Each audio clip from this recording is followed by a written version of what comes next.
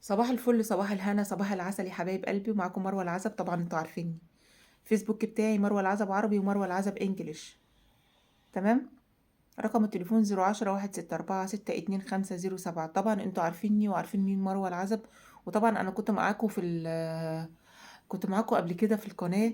وكل يوم بنزل فيديوهات وكل يوم لايفات، بس بقالي فترة يمكن الفترة اللي أنا بعدت عنكم فيها ديت كنت مشغولة شوية في السنتر عندي. فأنا آسفة ليكم طبعا. بحبكم جدا، ربنا يخليكم ليا، ربنا ما يحرمني منكم يا رب العالمين. كنت عايزة أخد رأيكم في حاجة بس بسيطة.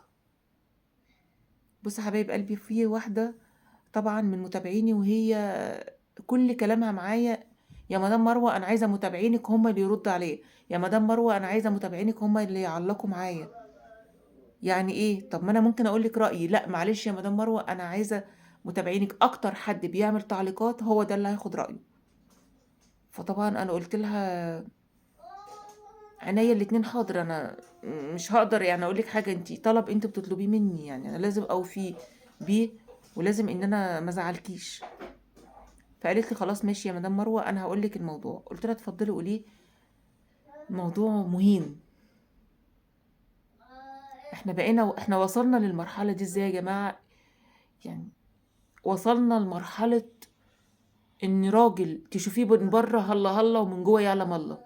يعني راجل بيشتم، بيقول كلام قبيح لمراته، ومراته دي ست بمليون راجل. وكل يوم يوم عن يوم الموضوع بيزيد.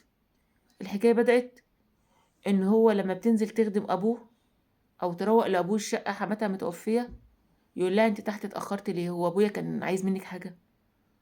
عايز مني حاجة ازاي يا فلان؟ يعني اتأخرت ليه؟ أصل أبويا عينه زايغة شوية. طب أنا مالي؟ أبوك عينه زايغة؟ أبوك بيعاملني إن أنا بنته، عيب تقول لي كده، عيب تشك فينا. أي حد بيقرب مني يبقى هو بينه وبينه حاجة. طبعا الموضوع، هي متجوزة بقالها 13 سنة، فمش عايزة تخرب بيتها. المشكلة الكبيرة يا جماعة إن هو بيشك دلوقتي فيها وفي أخوها. اه، ما تبصيش أخوكي. لما أخوكي يجيلنا ما تسلميش عليه وتبصيه. ليه؟ أنا قلت لك أهو. وبتقول لي انا في بدايه الجواز ما كناش كده، في بدايه الجواز كان كويس جدا معايا. دلوقتي مرحله صعبه صعبه صعبه صعبه، ومش قادره تكمل. حاجه تانية يا جماعه، هقولها لكم ازاي. لما بتكون نايمه وتتقلب، بيقول لها هو انت بتفكري في حد؟ بتتقلبي في دماغك راجل؟ انت بتعملي كده ليه؟ بتتقلبي كده ليه على السرير؟ بتقول انا مش قادره ان انا اكمل المشوار ده. فمن فضلكم يا جماعه تقولوا لها تعمل ايه. من فضلكم تقولوا لها تعمل ايه. شكرا لكم. كل سنة وانتم طيبين. يا ريت تعليقات على اللايف ده يا جماعة، أو على الفيديو ده ضروري. باي باي.